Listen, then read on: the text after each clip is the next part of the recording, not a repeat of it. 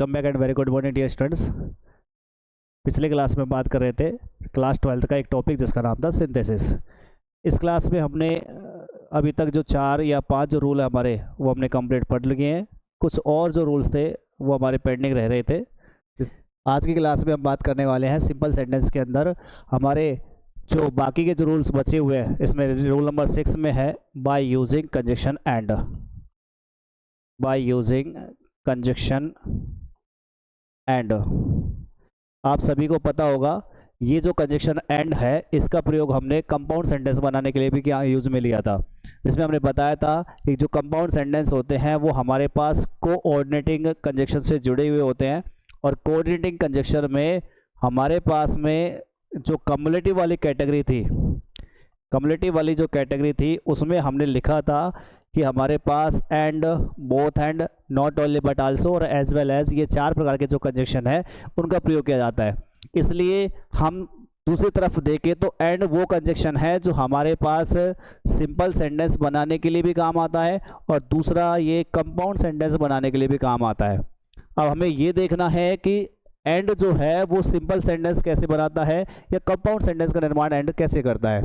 तो इसके लिए हमको क्या ध्यान देना है कि यदि हमारे पास जो कंजक्शन एंड है वो यदि हमारे पास 2 नाउन को या फिर किन्हीं 2 फ्रेज को यदि एंड का प्रयोग जोड़ा जाता है तो ऐसी कंडीशन में जो सेंटेंस बनेगा वो बनेगा सिंपल। लेकिन यदि ये एंड जो है वो किसी 2 क्लॉज को या फिर किसी भी 2 सेंटेंस को जोड़ने के लिए काम आता है तो ऐसी कंडीशन में ये जो सेंटेंस बनेगा वो बनेगा कंपाउंड। यानी हम कह सकते हैं कि यदि हम 2 नाउन को या प्रोनाउन को या फिर फ्रेजेस को अगर एंड से जोड़ते हैं तो ऐसी कंडीशन में सेंटेंस कौन सा बनने वाला है, सिंपल। और यदि 2 क्लॉजेस को या 2 सेंटेंस को हम एंड से जोड़ते हैं तो ऐसे समय पर हमारे पास जो सेंटेंस बनेगा वो बनेगा कंपाउंड। तो चलिए हम एग्जाम्पल के माध्यम से इसको और अच्छे से समझते हैं। जैसा कि हमने एग्जाम्पल फर्स्ट लेते हैं यहाँ से कि Ram will go to Agra, Shyam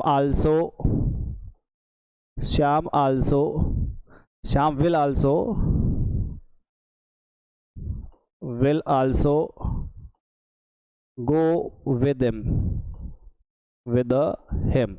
अब ये जो सेंटेंस है इसमें हम कह रहे हैं कि राम जो है वो आगरा जाएगा और श्याम जो है वो भी उसके साथ में जाएगा। तो इस पे हम यहाँ से राम और श्याम को दोनों जो सब्जेक्ट्स हैं उनको हम कंबाइन कर सकते हैं किससे, एंड से। तो जो सेंटेंस बनेगा वो हमारे पास रहेगा कि राम एंड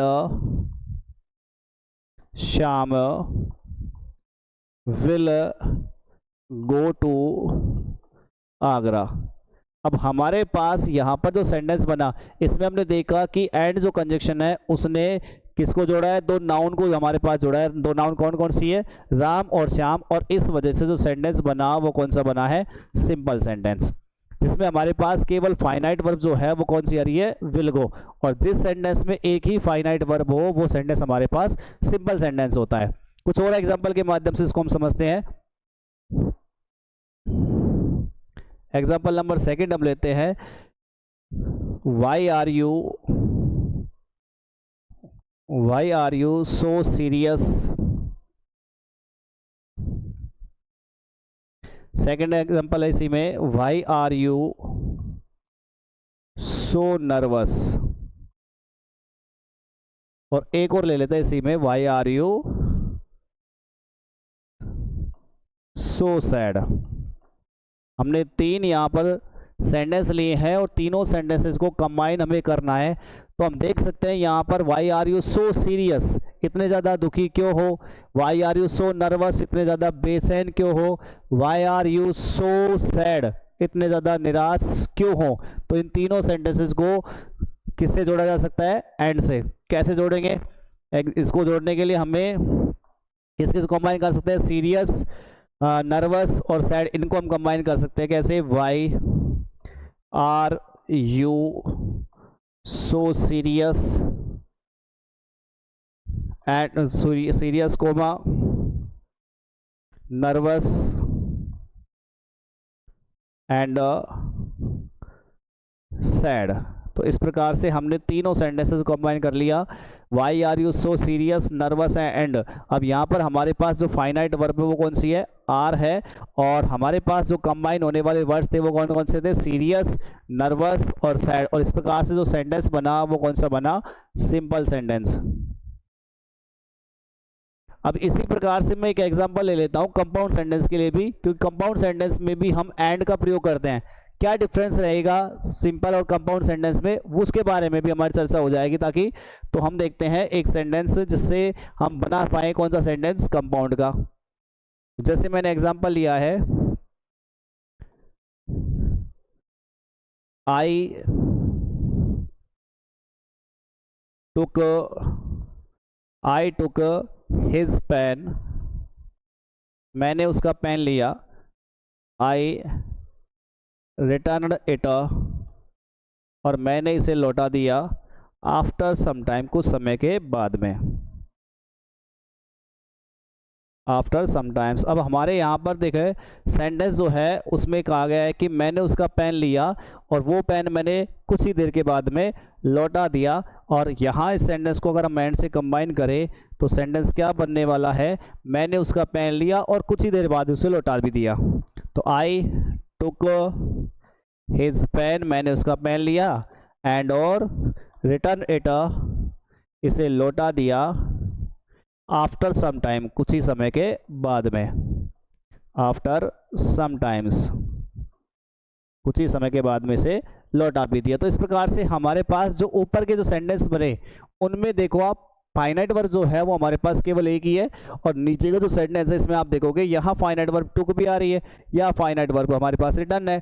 और जब भी दो फाइनाइट वर्ब एंड से जुड़ना है तो इसका मतलब समझ जाना जो सेंटेंस होगा वो कौन सा होगा, कंपाउंड का बनेगा। तो इस प्रकार से पहला जो सेंटेंस है वो सिंपल का है, ये दूसरा भी सिंपल का है, लेकिन जो थर्ड सेंटेंस बनाया वो हमारे पास में कौन सा बना है, कंपाउंड सेंटेंस। तो इस प्रकार से हम एंड का प्रयोग करते हुए भी दो सिंपल सेंटेंसेस को कंबाइन करके एक नया सिंपल सेंटेंस हम बना सकते हैं। तो चलिए इसके बाद हम बात करते हैं नेक्स्ट रूल की तरफ, रूल नंबर 7, जिसका नाम है बाय यूजिंग एडजेक्टिव। एडजेक्टिव का प्रयोग करते हुए दो या दो से अधिक सिंपल सेंटेंसेस को कंबाइन करना और एक नया सिंपल सेंटेंस किस प्रकार से हम बना सकते हैं इसके बारे में हम बात करने वाले हैं। क्या इसकी विशेषता रहने वाली है, किस प्रकार से हम एडजेक्टिव का प्रयोग करें, उसके लिए क्या बातें ध्यान रखनी है। तो कुछ बातें जैसे कि मैं मेंशन भी कर सकता हूँ। इसमें होता क्या है कि पहले सेंटेंस की विशेषता, पहले सेंटेंस की नाउन की विशेषता दूसरे सेंटेंस में बताई जाती है। पहले सेंटेंस की नाउन की विशेषता दूसरे सेंटेंस से बताई जाती है। तो क्या करनी है कि जो विशेषता बताई जाती है उस विशेषता को उस नाउन से पहले रखना है। तो हमने क्या लिखा है, पहले सेंटेंस की नाउन की विशेषता दूसरे सेंटेंस में बताई जाती है, दूसरे सेंटेंस में बताई जाती है, दूसरे सेंटेंस में बताई जाती है।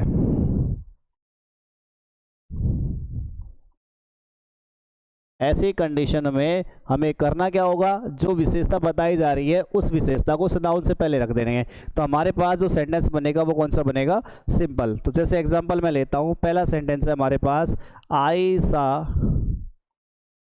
सा ए गर्ल, और सेकंड सेंटेंस इसी में लिखा हुआ है सी वाज ब्यूटीफुल। तो जैसे हमारे पास ये सेंटेंस है, फर्स्ट सेंटेंस कहता है आई सा ए गर्ल, मैंने एक लड़की को देखा, और सी वाज यंग, वो ब्यूटीफुल थी, वो सुंदर थी। तो हमने लिखा भी है पहले सेंटेंस में जो नाउन दी जा रही है, यहाँ नाउन हमारे पास कौन सी आ रही है, गर्ल। उस सेंटेंस की विशेषता दूसरे सेंटेंस में बताई जा रही है, तो दूसरे सेंटेंस में विशेषता कौन सी आ रही है, ब्यूटीफुल। इस वजह से हमारे पास यहाँ ये जो ब्यूटीफुल वर्ड है, जो एडजेक्टिव यहाँ दिया जा रहा है, उस ब्यूटीफुल को आप कहाँ रख सकते हैं, इस गर्ल से पहले। तो किस प्रकार से बनेगा हमारे पास सेंटेंस बनेगा आई सा ए ब्यूटीफुल गर्ल। अब हमारे पास जो फाइनाइट वर्ब रही वो कौन सी रही, केवल और केवल यहाँ पे सा, और इसी वजह से जो सेंटेंस बनेगा वो कौन सा बनेगा, सिंपल। चले दूसरा एग्जांपल और लेते हैं इसमें से। एग्जाम्पल नंबर 2 है हमारे पास में, she met a man, she met a man, the man was blind।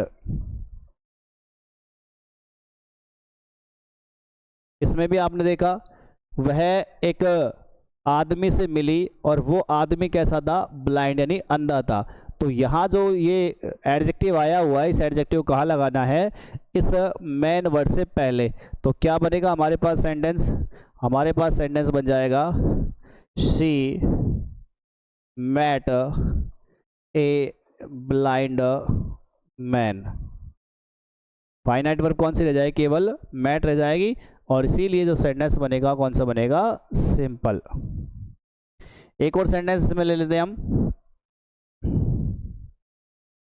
Sentence number 3। Mohit wrote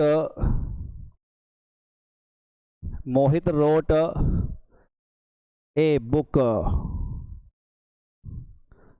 the book was written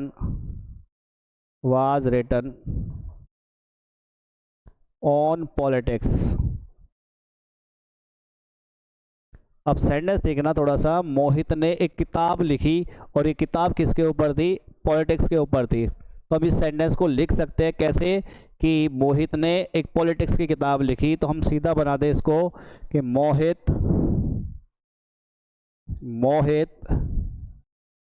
wrote a book on politics। अब यहाँ चाहे तो पॉलिटिक्स को हम यहाँ भी ले सकते थे, मोहित रोट ए पॉलिटिक्स बुक है, लेकिन अच्छा कौन सा रहेगा कि जहाँ पर हमारे पास है पॉलिटिक्स वाली जो बात है वो कहाँ लगा दे, ए बुक ऑन पॉलिटिक्स। तो इस प्रकार से हमने एडजेक्टिव का प्रयोग करते हुए, क्योंकि यहाँ पर एडजेक्टिव कौन सा है हमारे पास में, ब्यूटीफुल, यहाँ पर हमारे पास कौन सा है, ब्लाइंड। यहाँ पर एडजेक्टिव तो नहीं था लेकिन इसको भी हमने किसके तौर पर काम में लिया है, एडजेक्टिव के तौर पर। तो इस प्रकार से हमने दो सेंटेंसेस को कंबाइन किया है और एक नया सिंपल सेंटेंस हमने यहाँ बनाया है, और जिसमें हमारे पास फाइनाइट वर्ब आप देख सकते हैं केवल एक आ रही है, इसीलिए जो सेंटेंस बनेगा वो कौन सा बनेगा, सिंपल सेंटेंस। अब बचता है हमारे पास में लास्ट और इसका फाइनल रूल, जिसका नाम है बाय यूजिंग, लास्ट और फाइनल रूल है इसका, जिसका नाम है बाय यूजिंग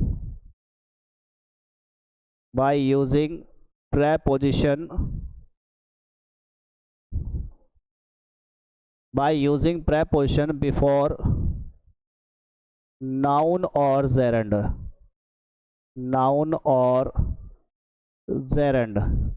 मतलब क्या हुआ कि नाउन और जेरेंड से पहले किसका यूज करना, प्रेपोजिशन का। अब यहाँ एक टर्म आ रही है हमारे पास में जेरेंड। सबसे पहले बात ये कि जेरेंड होता क्या है, तो मैं आपको बता दूं, यहाँ जेरेंड का मतलब है वर्ब की फर्स्ट फॉर्म प्लस आईएनजी। अब ये वर्ब की फर्स्ट फॉर्म प्लस आईएनजी जो है इंग्लिश में ग्रामर में आपने देखा 3 जगह यूज किया जा रहा है। इंग्लिश में आपको पता ही होगा वर्ब की first form plus ING as a main verb के तौर पर यूज किया जाता है, और एज ए पार्टिसिपल के तौर पर भी यूज किया जाता है। हमने पढ़ा था पार्टिसिपल 3 प्रकार के होते हैं, प्रेजेंट पार्टिसिपल, पास्ट पार्टिसिपल और परफेक्ट पार्टिसिपल।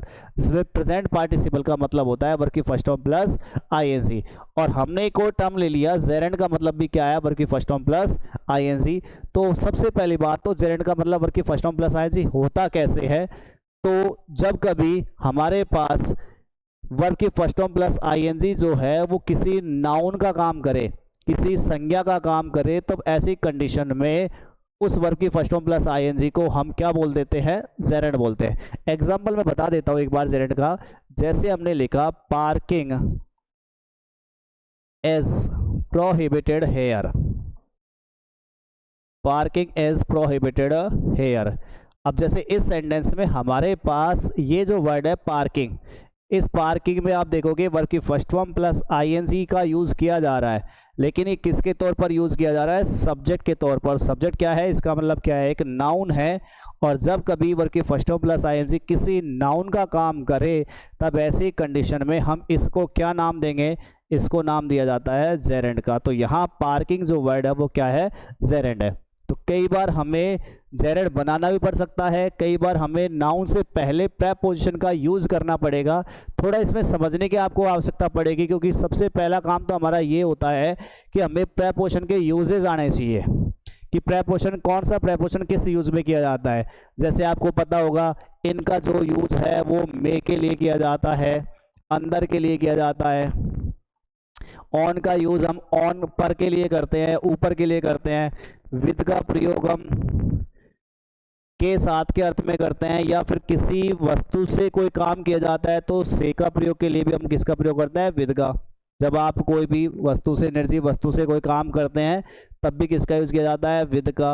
आप सभी को पता होगा फॉर के लिए अगर अपन बात कराएं तो फॉर का मतलब होता है के लिए अर्थ में हम फॉर का प्रयोग करते हैं। या फिर किसी वस्तु के बदले में आप जब कोई चीज खरीदते हो तो के बदले के अर्थ में, या किसी पैसे के बदले में आप कुछ खरीदते हो तो के बदले में अर्थ में भी हम फॉर का यूज कर लेते हैं। इन स्पाइट ऑफ का प्रयोग आपको इसमें देखने को मिल जाएगा। इन स्पाइट ऑफ इट मीन्स के बावजूद। इसके अलावा बिसाइड्स का प्रयोग इसमें आपको देखने को मिलेगा। बिसाइड्स का मतलब के अतिरिक्त। तो ये प्रयोग आपको बेसिकली इस वाले रूल्स में आने ही चाहिए, तब तो आप इस रूल को अकॉर्डिंग टू सिंपल सेंटेंस आप कर पाएंगे। थोड़ा सा आपको इसमें प्रेपोजिशन के ऊपर फोकस करने की आवश्यकता है। और फिर दूसरी बात भी ये भी ध्यान रखनी पड़ेगी कि प्रेपोजिशन के जस्ट बाद में आपको यहाँ नाउन आने चाहिए, या फिर नाउन नहीं आ रही है तो क्या आना चाहिए? जेरेंड का प्रयोग होना ही चाहिए, तब तो हमारा सेंटेंस सिंपल सेंटेंस बना हुआ सही रहेगा। अदरवाइज आपको देखना पड़ेगा किसी ना किसी तरीके से प्रेपोजिशन के बाद में या तो आपको नाउन लगानी है या फिर आपको जेरेंड का प्रयोग करना पड़ेगा। कुछ मैंने यहाँ पर प्रेपोजिशन के लिए यूज भी लिखे हुए हैं, इनका आप इनमें यूज कर सकते हैं। अकॉर्डिंग टू प्रेपोजिशन आपको इसमें फिट करना पड़ेगा कि किस प्रकार से आप यहाँ सिंपल सेंटेंस बना सकते हैं। तो मैं कुछ एग्जांपल यहाँ लेता हूँ। पहले फर्स्ट एग्जांपल मैं यहाँ ले रहा हूँ। आई बोट ए बाइक। मैंने एक बाइक खरीदी। I gave 50,000। मैंने कितने हज़ार दिए? 50,000 रुपीज़ मैंने दिए फॉर इट, इसके लिए, इस बाइक के लिए मैंने 50,000 जो रुपए हैं मैंने दिए। अब बात आती है इसको किस प्रकार से हम कंबाइन करें और एक नया सिंपल सेंटेंस हम बनाएं। तो जैसा कि मैंने अभी थोड़ी देर पहले इसमें लिखा भी था कि ये जो हमारे पास में प्रेपोजिशन है इनका यूज़ हमको आना चाहिए। तो जैसे हम कह सकते हैं यहाँ फॉर का मतलब है के लिए या के बदले में। तो जब भी आप किसी मुद्रा, किसी करेंसी के बदले में अगर आप कोई चीज़ खरीदते हो तो इसका मतलब ये हुआ कि आप किसका यूज़ करने वाले हो? फॉर का। तो यहाँ मैं फॉर का यूज़ करके इन दोनों सेंटेंसेस को कंबाइन करके एक नया सिंपल सेंटेंस बना सकता हूँ। कैसे? तो जैसे मैं इसको कह दूँ आई बोट ए बाइक। मैंने एक बाइक खरीदी। कितने रुपए में खरीदी? 50,000 में खरीदी। तो मैं उससे पहले लगाऊंगा फॉर। कितने रुपए के बदले में खरीदी मैंने? 50,000 के बदले में। 50,000 रुपीज़, या रुपीज़ लगाओ या नहीं लगाओ इसमें कोई दिक्कत है नहीं, ऊपर लगा हुआ नहीं है तो छोड़ देंगे हम। आई बोट ए बाइक फॉर 50,000। मैंने 50,000 के बदले में ये बाइक खरीदी। एक और हम एग्जाम्पल लेते हैं इसमें। Rule number example number second. She worked hard. उसने बहुत मेहनत की। She failed in the exam. She failed in the exam. अब देखो एग्जाम्पल नंबर सेकंड में कहता है कि उसने बहुत मेहनत की, लेकिन उस सब के बाद भी क्या हुआ? एग्जाम में वो फेल हो गई। तो हम देखें किस प्रेपोजिशन का यूज करते हुए हम इसमें से प्रयोग कर सकते हैं। तो यहाँ लगा हुआ इन spite of. In spite of का प्रयोग कब करते हैं? जब आप बहुत अच्छे इफोर्ट्स तो डालते हो लेकिन उन सब के बाद भी परिणाम आपके हक में नहीं रहता है, तो ऐसी कंडीशन में हम यूज़ करते हैं किसका, इन स्पाइट ऑफ का।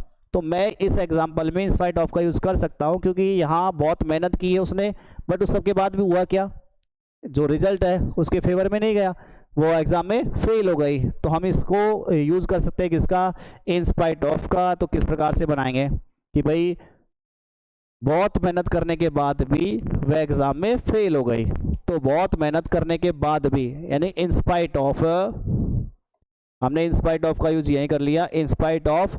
अब यहाँ बहुत मेहनत करने के बाद, देखो ये तो वर्ब है, कौन सी फॉर्म में वर्ब की है, सेकंड फॉर्म है, बट आपको यहाँ मैंने कहा था कि प्रेपोजिशन के बाद में आपके पास में या तो नाउन आने चाहिए या फिर जेरेंड आना चाहिए। तो इसमें से अब हमारे पास में नाउन तो है नहीं, बट हम इसको अब जेरेंड बना सकते हैं। कैसे बनाना है जेरेंड, जेरेंड का मतलब मैंने कहा था वर्क की फर्स्ट फॉर्म प्लस आईएनजी। तो वर्क के लिए क्या करेंगे, इसमें से हम बनाए working, in spite of working hard, बहुत मेहनत करने के बाद भी, फिर लगाएंगे हम comma, she failed in the exam, वह एग्ज़ाम में फेल हो गई। तो हमारे पास अब यहाँ जो फाइनाइट वर्ब रही वो कौन सी रही, केवल फेल्ड। क्या आप ये फाइनाइट वर्ब इसको कहोगे क्या, बिल्कुल नहीं सर, क्योंकि यहाँ प्रेपोजिशन के जस्ट बाद में आ रही है, तो ये तो वैसे भी हमारे पास जेरेंड है, और जेरेंड कभी भी आप देख लेना according to subject, according to tense कभी चेंज नहीं होता है। इस वजह से यहाँ जो सेंटेंस बना वो कौन सा बना है, सिंपल सेंटेंस। चलिए मैं एक और एग्जांपल इसमें ले लेता हूं।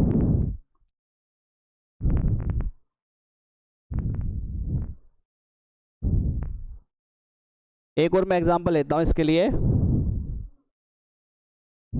एग्जांपल नंबर 3, आई सा द मून, मैंने चांद को देखा। अब चांद कौन है कौन नहीं है पता नहीं, लेकिन आई सा द मून, मैंने चांद को देखा, आई वॉज ग्लैड, और मैं कैसा हो गया, खुश हो गया।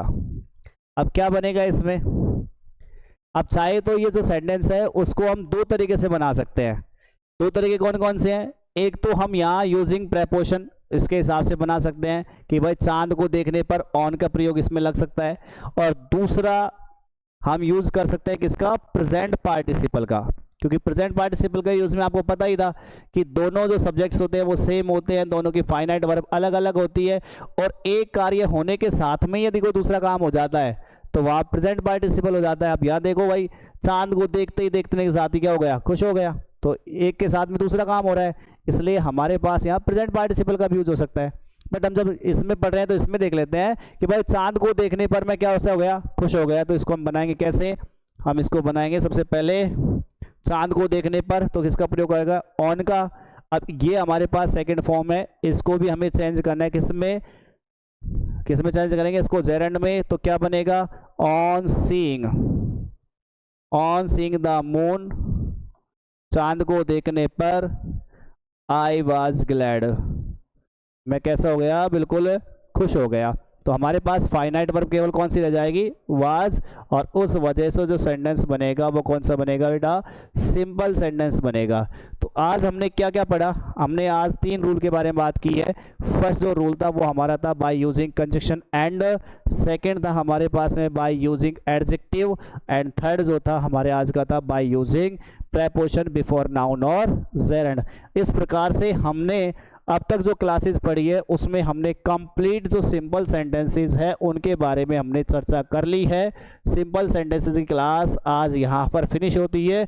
नेक्स्ट क्लास में जब हम बात करेंगे तो बात करेंगे कौन सेंटेंस के बारे में, कंपाउंड सेंटेंसेस के बारे में। कंपाउंड सेंटेंस बनते किससे है, तो कंपाउंड सेंटेंस बनते हैं कोऑर्डिनेटिंग कंजक्शन से। इसका मतलब ये हुआ कि कोऑर्डिनेटिंग जो कंजक्शंस है उनकी क्लासेस हमारी स्टार्ट होने वाली है। तो बने रहिए हमारी क्लास के साथ में, तब तक के लिए